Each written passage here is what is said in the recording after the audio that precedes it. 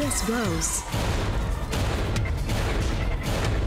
Sa challenge na ito, hihipan muna ng contestant ang lobo at gagamitin niya ang hangin sa loob para ma-knockdown ng mga plastic cups. Ang huling makakagawa ng challenge ang ma-eliminate.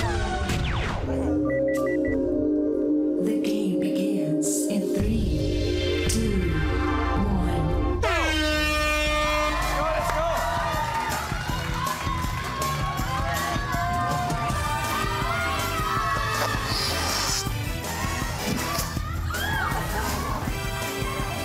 Ano din bumabot doon?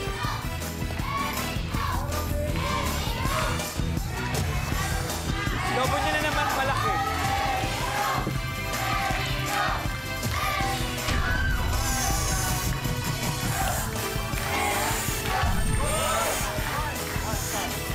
Si Chad, may isa na.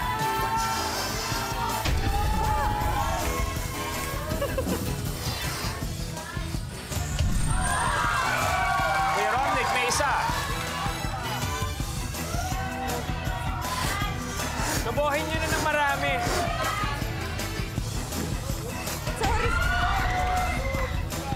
Sayang. Bad trip. Oh! Good job. Chad, tapos na.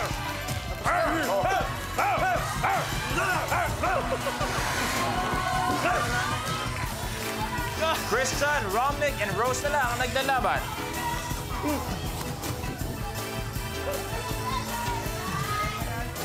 Go, Chris!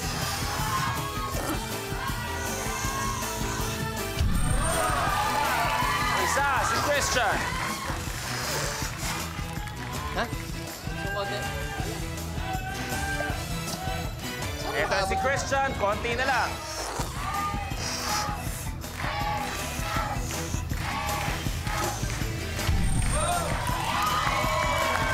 Tapos na si Christian.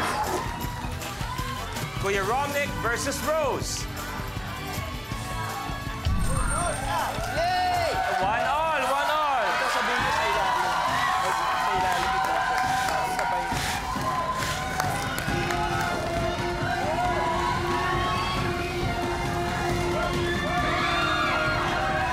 Sino kaya mauuna? Skipper, si.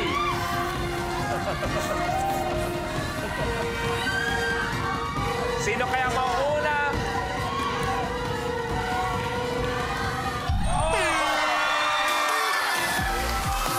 Romnick, your game is over. Magpapaalam tayo kay Kuya Romnick sa di makagawa ng challenge. But thank you for being here on Minute to Win It. Sana Thank nag-enjoy ka, Kuya Romnick. I sa had Minute to fun. Win It. Relax ka muna. Thank you very much. Thank you. Chad, ikaw na maghatid.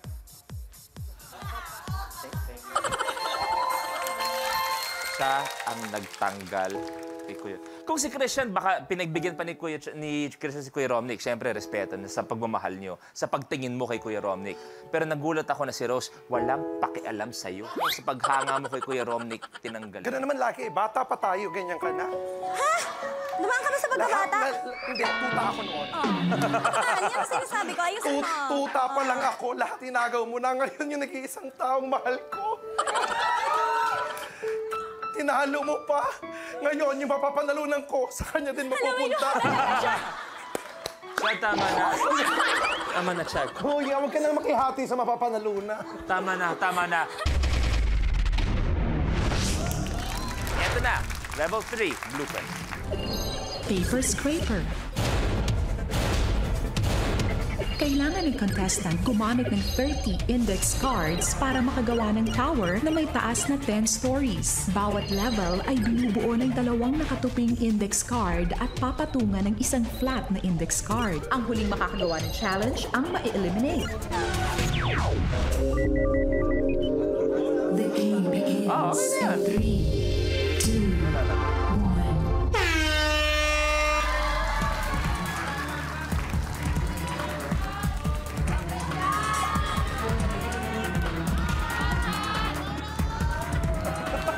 Sabi ba doon?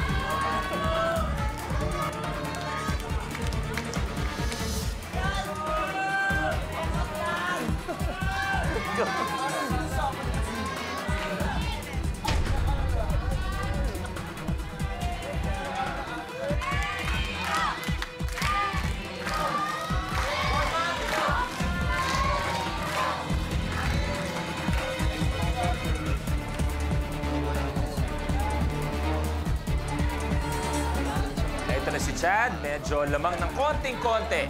Si Rose sumahabol.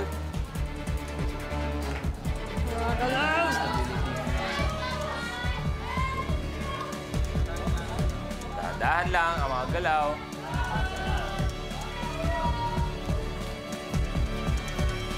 Dahan-dahan ang galaw ni Chad. Kailangan niya talaga ng 20,000. Hawakan mo yung wig mo, Chad.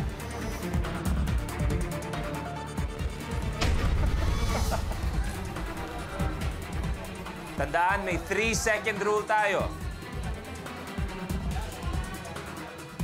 Last 2 para kay Chad.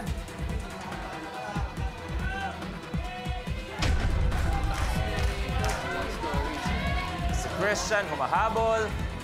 Pero kailangan pa magdagdag habol ng konti si Rose. Eto na si Chad kaya. 3, 2, 1, good! Good sa amin yun. Good. Good. Good. Eto na si Christian. 3, 2, 1, good!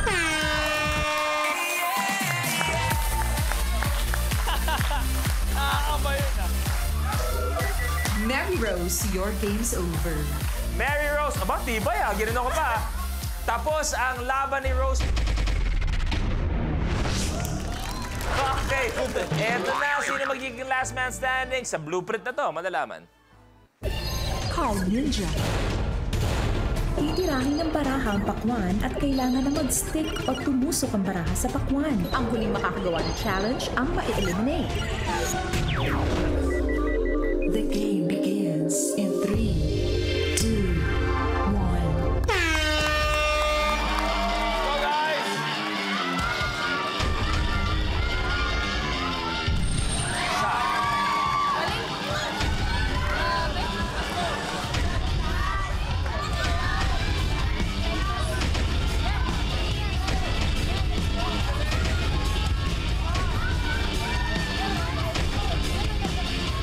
Yo! Chad, your game's over. Oh my God. Tapos ang laban. Hindi man nakuha ang 50,000. Kailangan magpaalam ni Chad Kinnings. Pero welcome naman dahil si Chad may 20,000 pesos. You will see you again tomorrow. Ay, baby!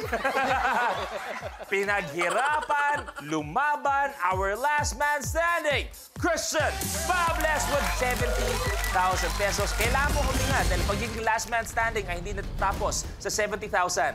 Natatapos yan sa 1 million pesos. At ito, ang 1 million peso blueprint. Disco Balls.